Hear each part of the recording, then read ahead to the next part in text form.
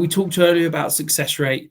Kenneth Walker had the second lowest success rate of any running back over 100 touches last year. He was the epitome of boom or bust. He had the top 10 in plays of 10 yards or more in the NFL last year. But as I said, 42% success rate. He either took it to the house or got the team behind the chains. Is that the reason why you're avoiding him this year? I think I'm a little higher on Kenneth Walker than yourself. Like, I think definitely in best ball, I'm completely fine with it still, because when he does take it to the house, those are kind of those week-winning performances that are fantastic.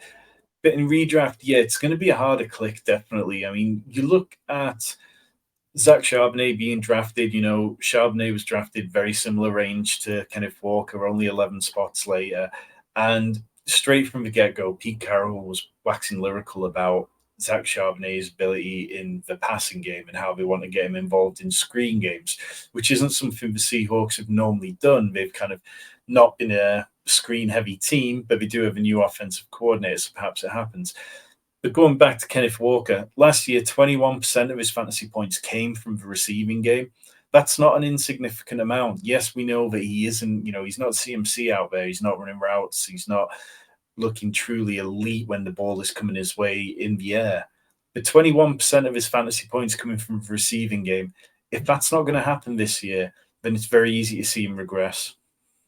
Yeah, absolutely. I think for me, it's back to what we said earlier. It's low ceiling with a high bust potential. He's carrying injuries at the moment. He's not in camp.